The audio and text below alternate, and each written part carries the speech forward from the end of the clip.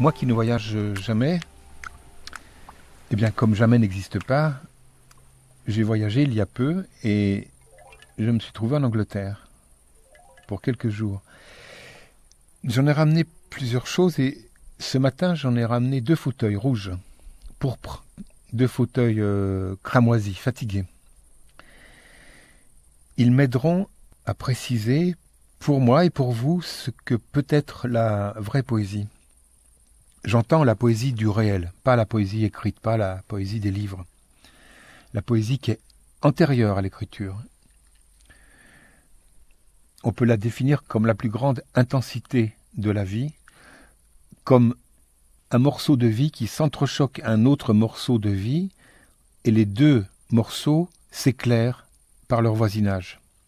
Je me rends à Birmingham dans une maison de retraite pour aller visiter une parente que je n'avais pas vue depuis très longtemps.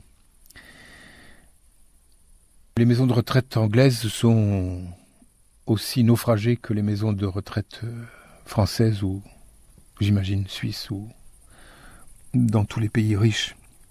C'est le même calme désastre. Ce qui me frappe quand j'arrive devant cette maison de retraite, c'est à peu près une dizaine de mètres en face de la porte de la maison, contre un mur, ces 2 fauteuils rouges. Quand je m'approche, c'est pour le coup admirable. Les fauteuils, prenons-les comme un morceau, un bloc de vie. Je disais que la poésie, la vérité d'étincelle de la vie, c'est le choc entre 2 morceaux. C'est ce qu'on appelle une image, si vous voulez, entre 2 morceaux. Le 2e morceau était sur le fauteuil, c'était tout simplement des feuilles mortes. Chaque fauteuil, fatigué, épuisé, sur l'un on voyait presque les ressorts, portait des feuilles mortes, et j'ai trouvé ça extraordinaire parce que, je vais appauvrir la chose en la développant, mais on a déjà sans doute compris ce que j'ai vu, j'avais vu comme un résumé de ce que j'allais découvrir dans la maison de retraite.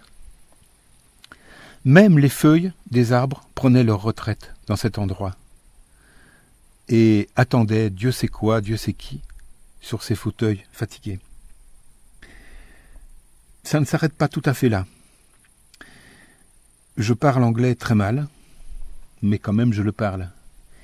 Et j'ai demandé un peu plus tard pourquoi ces fauteuils étaient là, et en fait il y avait une raison très précise.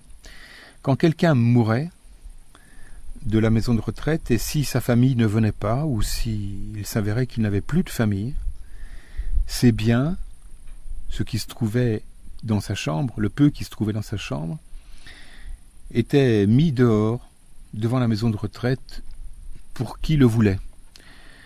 Pour un ferrailleur, pour quelqu'un de pauvre, pour qui le voulait.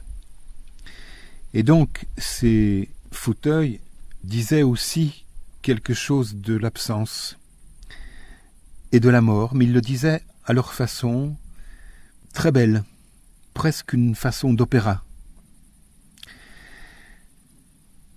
La poésie, ce sont ces 2 fauteuils rouges, avec ces feuilles mortes sur les fauteuils, en face d'une maison de retraite. C'est ça la poésie.